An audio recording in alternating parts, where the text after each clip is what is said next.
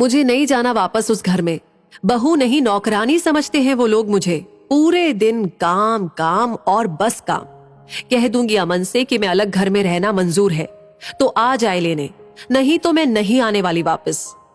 गुस्से में तमतमाती और रुआंसी सी होकर निकिता ने कहा तो माँ मनोरमा जी आश्चर्य से उसे देखने लगी और निकिता को अपने पास बिठाकर पानी पिलाया और कहने लगी, क्यों परेशान हो रही है निक्कू? हम है ना तेरे साथ। तुझे कोई परेशानी होगी तो हम रहने देंगे क्या अपनी बिटिया को वहां? लेकिन ये तो बता बेटा, हुआ क्या है जो इस तरीके से तू ससुराल से चली आई? माँ आज मुझे उठने में देर क्या हो गई? बवाल मचा दिया सासू माँ ने। कहती है बहुओं को जल्दी उठना चाहिए। अब मैं अपनी नींद सो भी नहीं सकती क्या? नाश्ता तो खुद बना लेती है लेकिन खाने में जरा भी हेल्प नहीं करती। और ननद देवर के कपड़े भी मुझे ही धोने पड़ते हैं। काम वाली भी नहीं रखने देती। कहती है कि अमन की इतनी सैलरी नहीं है कि घर में काम वाली रखी जाए। हम दोनों मिलकर कर सकते हैं जब काम, तो काम वाली की जरूरत क्या है? अमन की सारी सैलरी घर के सामानों और उनके बहन भाइयों के खर्चे में चली जाती है। हमारे लिए कुछ भी नहीं बचता माँ। क्या है मेरा फ्यूचर उस घर में?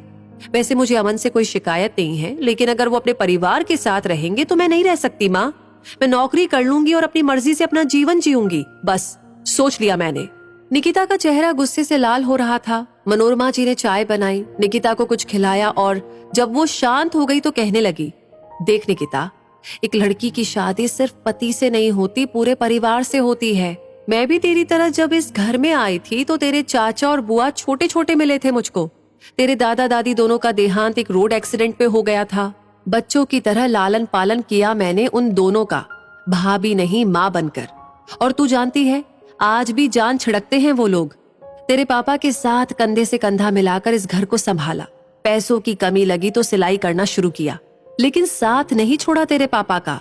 तुम दोनों भाई बहन के जन्म के बाद जिम्मेदारियां और भी बढ़ गई, लेकिन हम हताश नहीं हुए। प्यार और विश्वास के बल पर चलाई अपनी गृहस्थी की गाड़ी और हम सफल भी हुए। अब जीवन की सारी खुशियां हैं हमारे पास। सोचो, अगर मैं भी तुम्हारी तरह छोटी छोटी बातों पर चली आती मायके तो क्या होता? तुम्हारे पापा का, बुआ और चाचा का।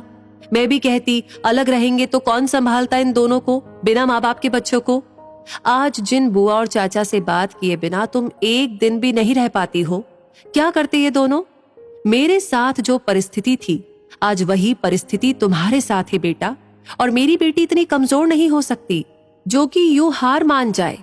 अमन बहुत अच्छा लड़का है, वो जानता है वो उन बच्चों का बड़ा भाई नहीं पिता है। आज अपने पति से तू कह रही है कि अपनी विधवा माँ और अनाथ भाई बहनों को छोड़ तेरे साथ नई दुनिया बसा ले। कल को तेरे बच्चे भी तुझे छोड़ दे तो, या रोहन की शादी होने के बाद उसकी बीवी हमें छोड़ने के लिए कहे तो? वो घर तेरा है, वो ननद देवर नहीं तेरे बच्चे जैसे हैं। तुझे वो परिवार संभालना चाहिए बेटा। एक विधवा माँ से उसका बेटा नहीं छीनना चाहिए। तुझे पैसों की समस्या है, तू नौकरी कर ले, अमन को सहारा मिल जाएगा, घर में काम वाली भी रख लेना, और अपना पैसा होगा तो तू अपनी इच्छाएं भी पूरी कर सकती है। बात बस नजरिए की है, बात बस प्यार की है। जहां तक मैं अमन को जानती हूँ वो तुझे लेने नहीं आएगा। हम भी कब तक साथ रहेंगे कोई भरोसा नहीं।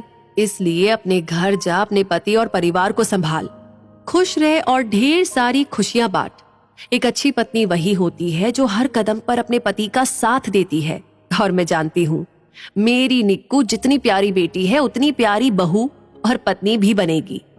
मनोरमा जी की सकारात्मकता से भरी बातें सुनकर निकिता अपनी माँ की गोद में सर रखकर लेटी रही और थोड़ी देर के बाद बोली, माँ मैं अब जा रही हूँ, मार्केट का बोलकर आई थी, ज्यादा देर हो गई तो सब लोग परेशान हो जाएंगे।